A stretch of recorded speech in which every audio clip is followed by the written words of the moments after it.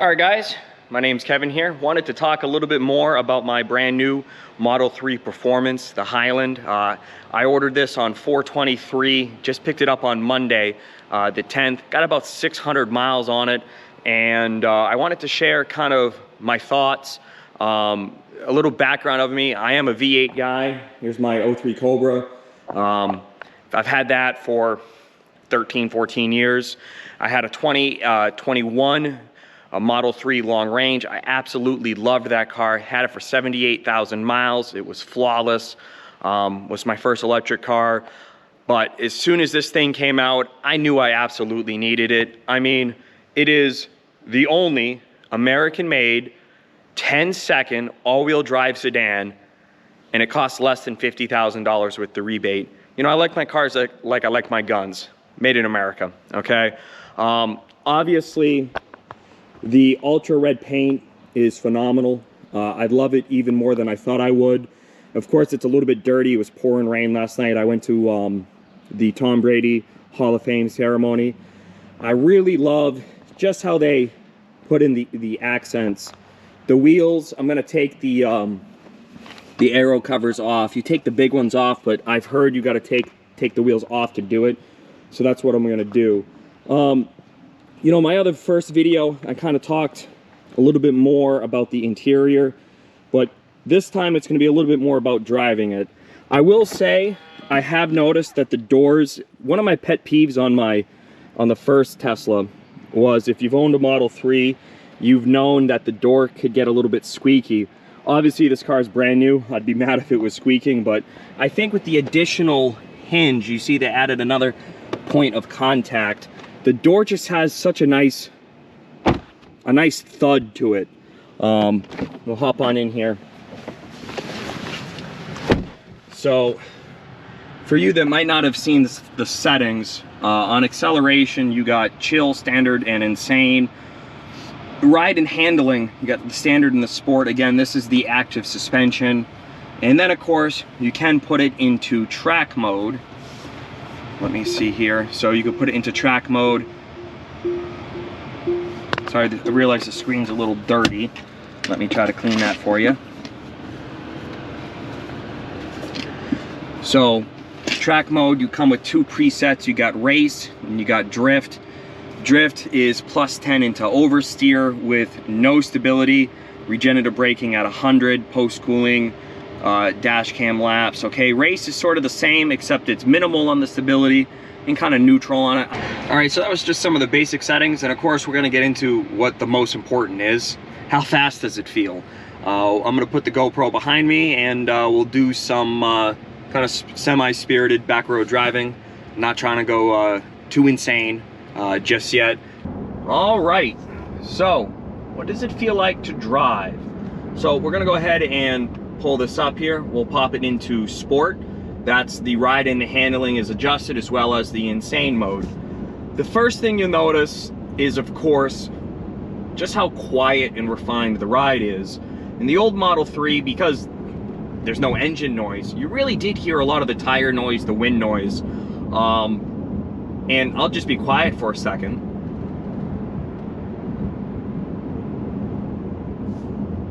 It really is a noticeable amount quieter. I've noticed on the small to medium imperfections in the road, like the little cracks, the crack sealer, just little bumps, the suspension, even in sport mode, is sublime. You hit a medium to larger bump, pothole, you do feel it and you do hear it quite a bit. You know, I think that's probably more down to the 20-inch tires than it necessarily is the suspension. But on a fairly, this road has a good amount of bumps. It's really quiet and it feels really, really nice and firm. But it's not bouncy. It's like the perfect mattress. It has just the right amount of support without being uncomfortable. As far as, we got a really nice corner coming up here. You can really chuck this into this corner here. Really nice. A little bit of tire noise, but the car is so well planted, it just feels there's really nothing like driving an electric car. Just the way the center of gravity is, it just feels so connected to the road. Another nice corner here. Again, it handles so sharp, so flat. We'll go ahead, put our blinker on. At least I found the right button this time. Take a nice hard right-hander, chuck it in. It handles really nice, and of course, really immediate power out of the corner. I was about half throttle. Kind of similar to my other Model 3. I kind of feel like right off the line. So like here, we'll come to a stop here. There's nobody behind us. All right, we'll come to a dead stop.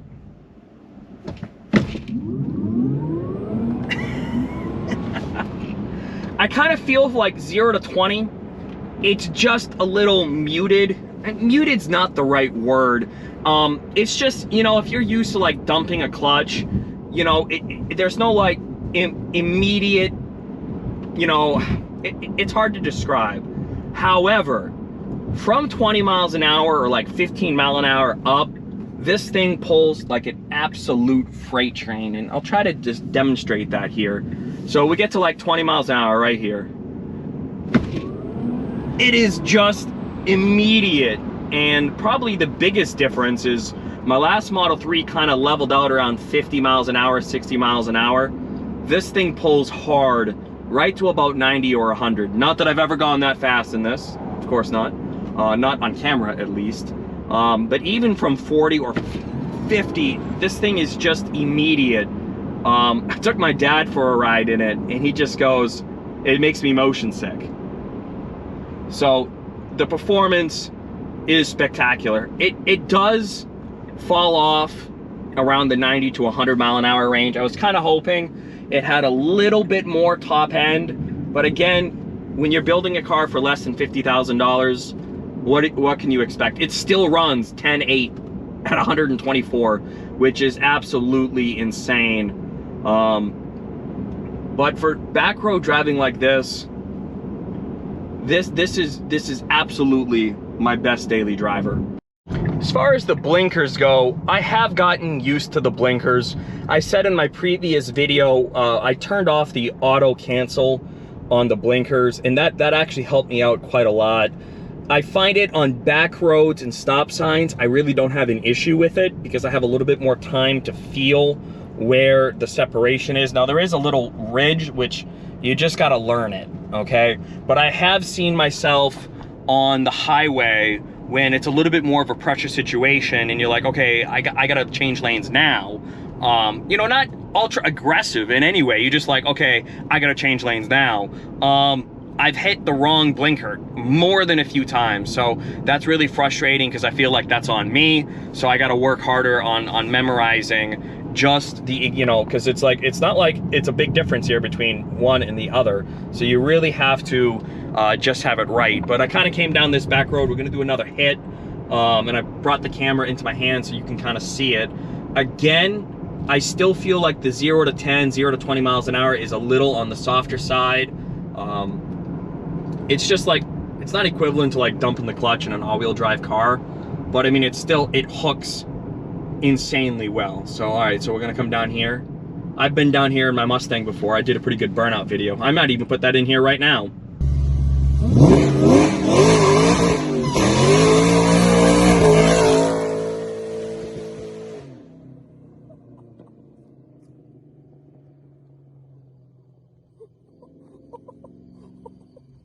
So, all right, we got nobody behind us. Come to a dead stop.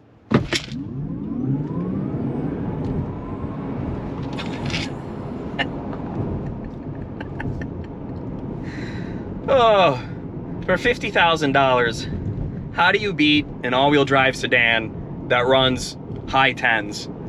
And it's built in America. It's awesome.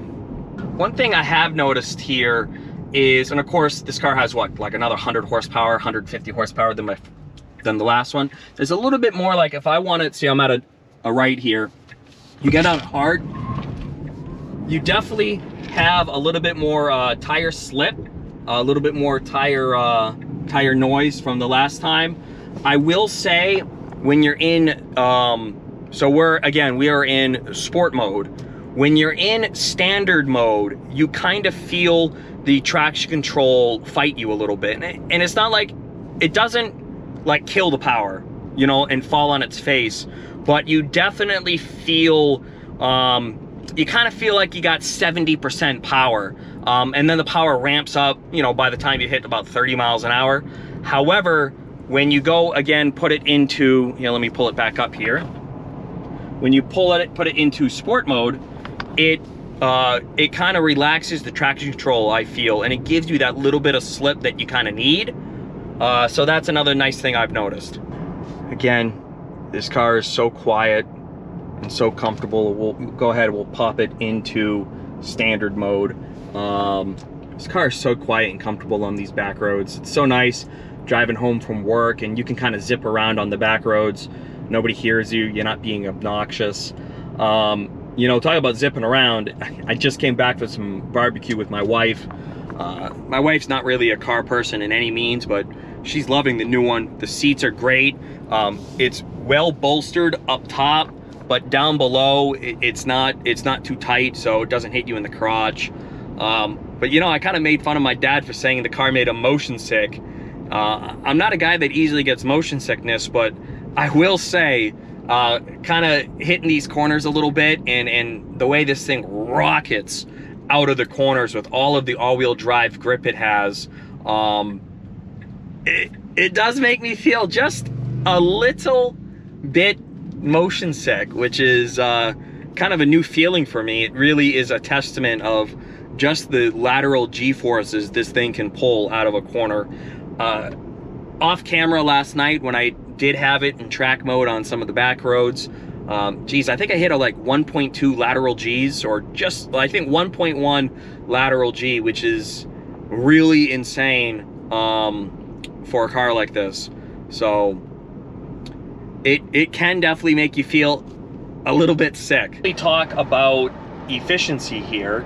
We're looking at, you know, granted I only have 641 miles, but we're looking at the lifetime so far is 290 watt-hours per mile. That is slightly a little bit more than my Model 3 that I had before. That's lifetime use over 78,000 miles. It was 278 watt-hours per mile. So we're looking at about 5% worse efficiency in this one. Now, one, I'll attribute that to a few things. One, 600 miles is a pretty small sample size.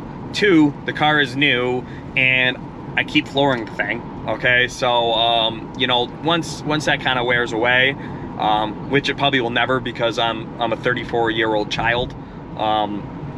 So I will say I do think it's more efficient on the highway. I know they tweaked the aerodynamics, so that helps. But I was worried that I'd be more around like the 350 range. But again, we're at 290. Since today, we're at 268 over 83 miles. Like I said, I took it out for barbecue earlier, which is actually more efficient than the average drive with my last Model 3. So we're seeing, you know, something that I'm pretty comfortable with, and a little surprised at how efficient it is, given the, you know, the new, more powerful motor. So I'm gonna keep looking forward to seeing how those numbers look as we go on. All right, guys, I think that's all for today. I hope you enjoy the video. I hope to go to the dragway as soon as possible. I know I gotta buy a new helmet. My last helmet was expired, or the Snell rating was no longer acceptable.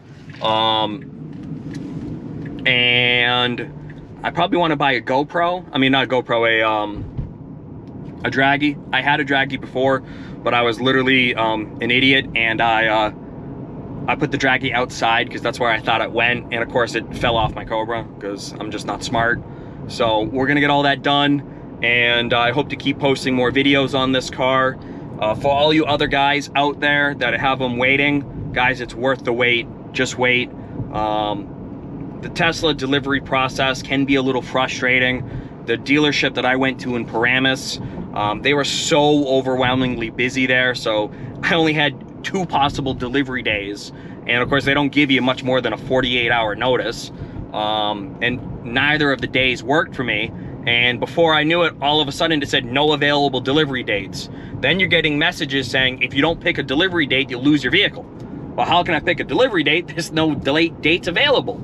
But once you get through that little bit, the process is so awesome. You literally get to the dealership, you hit accept vehicle in the app, and because I was a prior Tesla account holder, what I noticed, I didn't notice this at first, but the second I connected my key, my phone as the phone key to the car, I got in, I didn't even need to adjust my seat.